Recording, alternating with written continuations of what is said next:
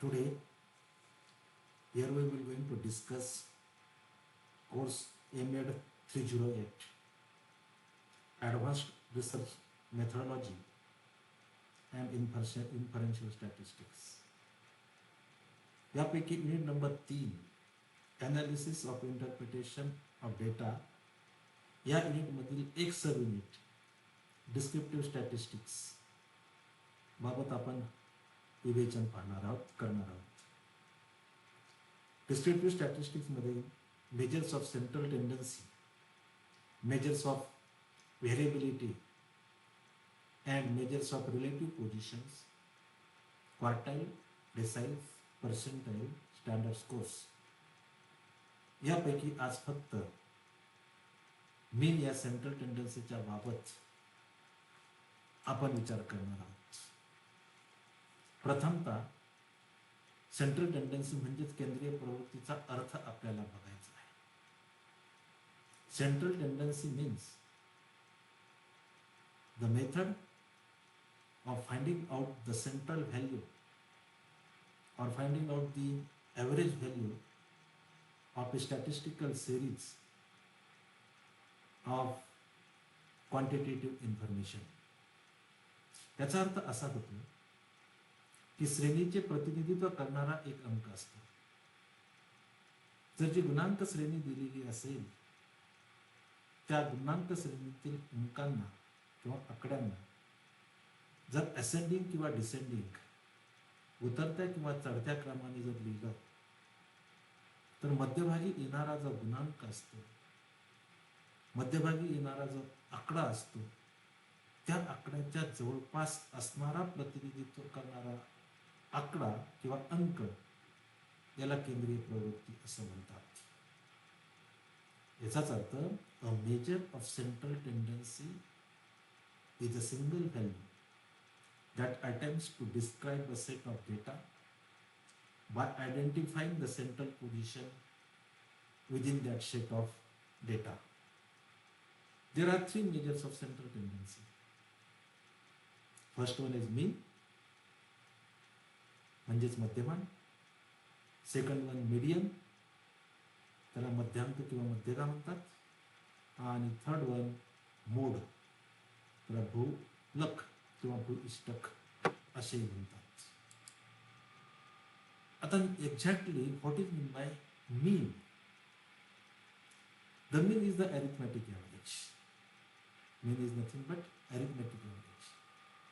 Mean is the point on the score scale corresponding to the sum of the scores divided by the given numbers. मध्यमान म्हणजे गुणांकाची सरासरी. सर्व गुणांकांच्या बेरजेला एकूण गुणांकांच्या संख्येने जर भागितला तर जी संख्या येते त्या संख्येला त्या वितरणाचे मध्यमान म्हणतात. त्यास अंकगणिती मध्यमान असेही म्हटलं जातं. याचाच अर्थ मध्यमान म्हणजे सर्व गुणांकांची बेरीज भागिले एकूण गुणांकांची संख्या म्हणजे मध्यमान. There are two methods of calculating arithmetic mean. आपण केव्हा मध्यमान काढू शकतो? When statistical data is not classified, that is ungroup data is given. असामूहिक प्राप्तांक किंवा गुणांक दिलेले असतील तेव्हा. आणि दुसरी पद्धत आहे when statistical data is classified, that is when group data is given. Means when frequency distribution table is given. अशा दोन्ही वेळेस आपल्याला मध्यमान किंवा मीन काढता येते. आता आपण जी पद्धत पाहणार आहोत, calculate mean by using assumed mean method, त्याला शॉर्ट मेथड असंही म्हणतात किंवा संक्षिप्त मेथड असंही म्हटलं जातं. मराठीत म्हणतात गृहीत मध्यमान घेऊन मध्यमान काढणे. ज्यावेळेस तुमच्यासमोर परीक्षेमध्ये उदाहरण येईल तर त्यावेळेस उदाहरणामध्ये फक्त क्लास इंटरवल आणि फ्रिक्वेन्सी दिलेली असतात. In examination, in the sum, the values which is given is class interval and respective frequency of each class interval. Now see this example. This is the class interval and this is frequency. Only these two tables are given in sums or in question paper. Now class interval 70 to 74 having frequency 1. Class interval 65 to 69 having frequency 3. Class interval 60 to 64 having frequency 4. 55 to 59 having frequency 7. 50 to 54 frequency 8. 45 to 49 frequency 12. 40 to 44 frequency 5. 35 to 39 frequency 7. 30 to 34 frequency 2. And 25 to 29 frequency 1. Means total frequency is 50. 1, 3, 4, 7, 8, 12, 5, 7, 2, 1. That is frequency. Sum of frequency is 50. Now, how to calculate mean when class interval and frequency, that is frequency distribution table is given. Now firstly, you have to calculate midpoint of each class interval.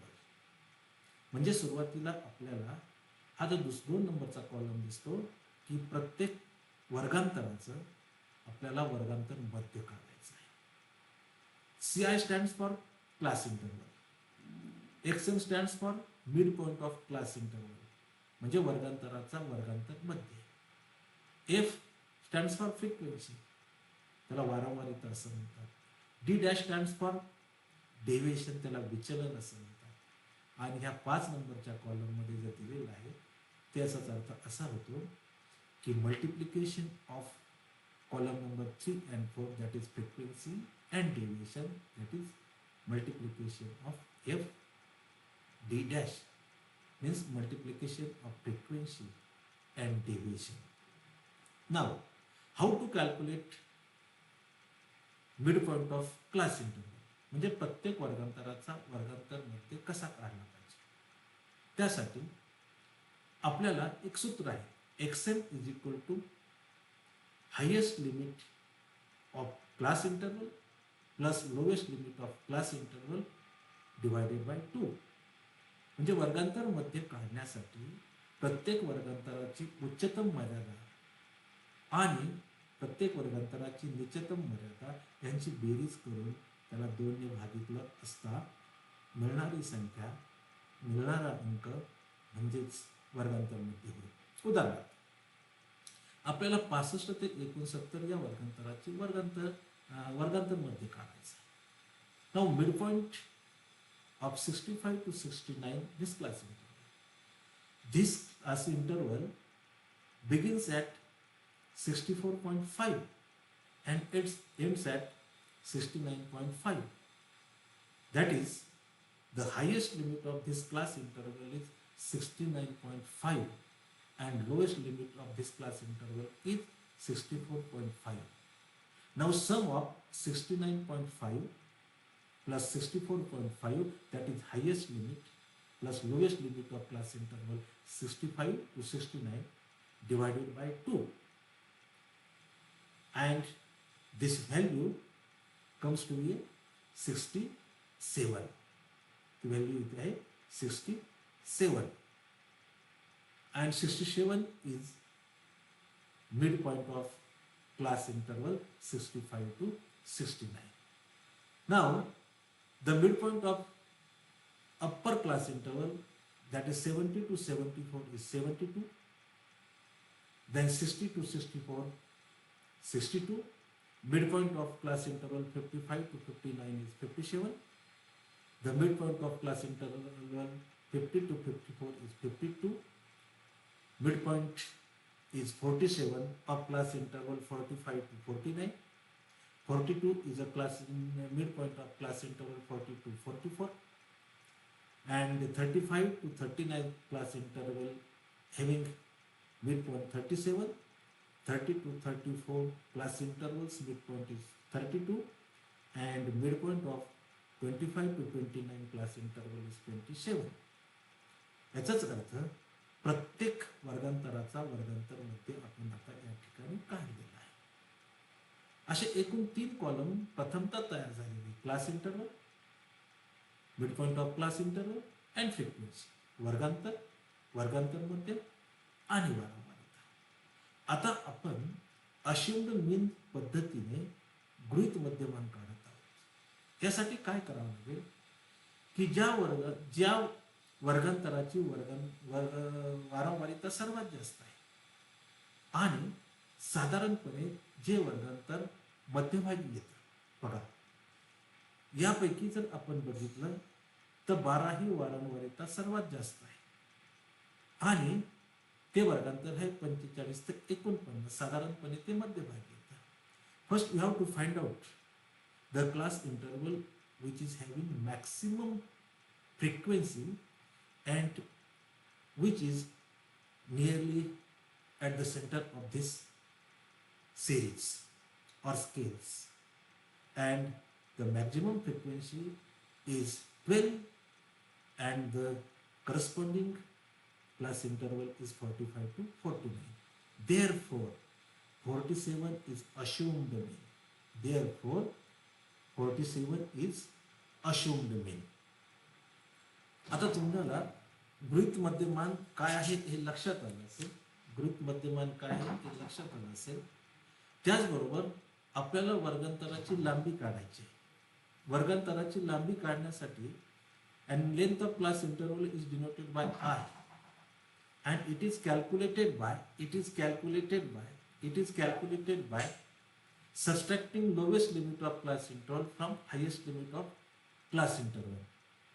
And for example, the length of each and every class interval is, now we consider example 65 to 69.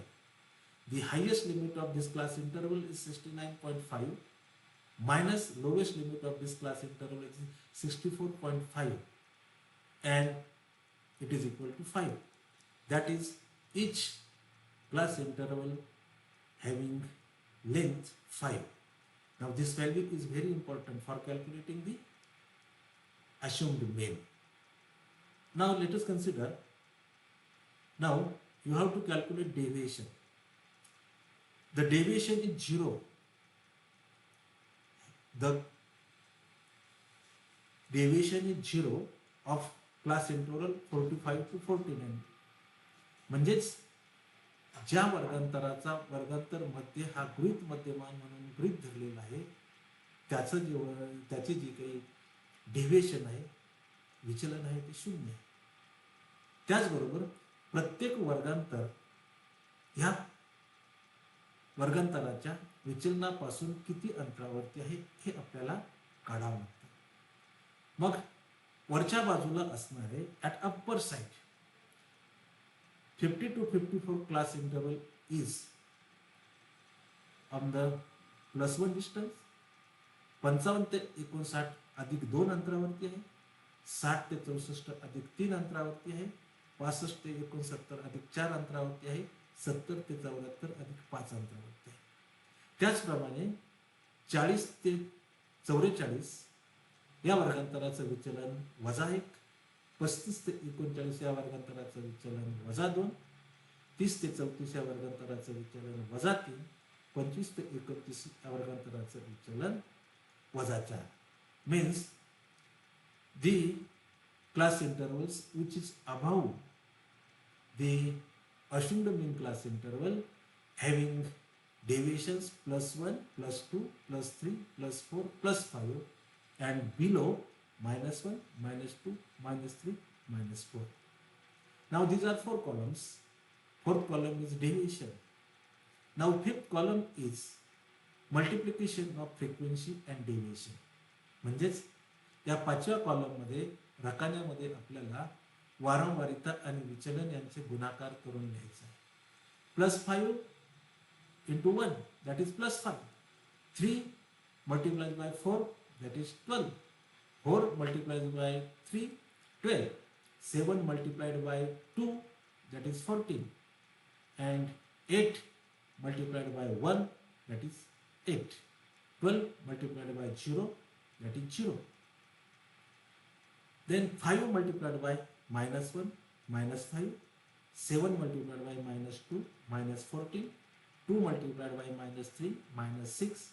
1 multiplied by minus 4, minus 4.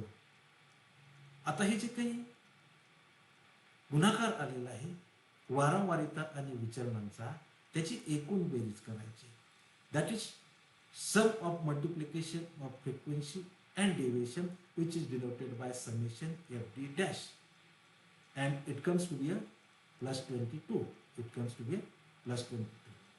आतापर्यंत आपल्याजवळ असणाऱ्या values आहे N, total number of students 50, total frequency, then deviations, then I, that is length of class interval is 5, then AM, that is assumed mean is 47.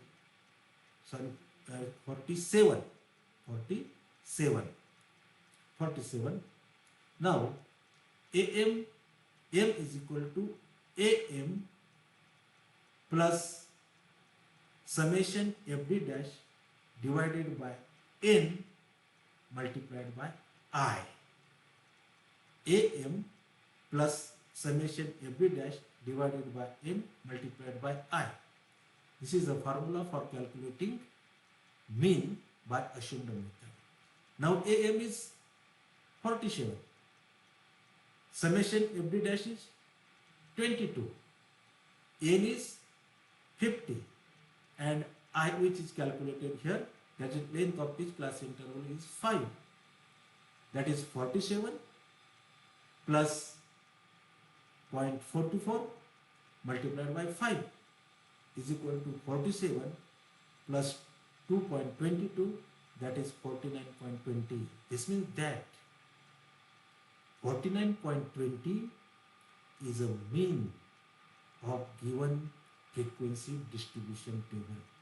49.20 हे आपल्याला जे काही वारंवारिता विभाजन पुस्तक दिलेलं आहे त्याचे मध्यमान आलेलं आहे. त्याचा अर्थनिर्वचन लिहावं लागेल, त्याचं इंटरप्रिटेशन करावं लागतं. The mean of given frequency distribution table is 49.20.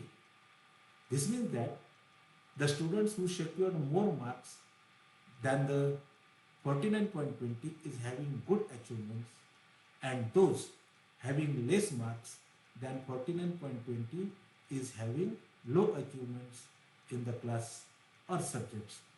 याचाच अर्थ असा होतो की 49.20 याच्यापेक्षा जास्त मार्क्स ज्या विद्यार्थ्यांना मिळालेले आहेत त्या विद्यार्थ्यांचा गुणांचा दर्जा अधिक चांगला आहे, आणि ज्या विद्यार्थ्यांना 49.20 पेक्षा कमी गुणांक मिळाले आहेत त्यांचा दर्जा कमी प्रतीचा आहे. साधारणपणे मध्यमानाच्या जवळपास असणारे जे विद्यार्थी गुणांक प्राप्त केलेले असतात त्यांचा दर्जा हा सर्वसामान्य प्रतीचा असतो. अशा प्रकारे आज आपण केंद्रीय प्रवृत्तीच्या परिमाणांपैकी मध्यमान हे परिमाण अशुंड मीन किंवा गृहीत मध्यमान पद्धतीने कसं काढतात हे आपण बघितले. Now today we only see how to calculate mean by short method or by assumed mean method.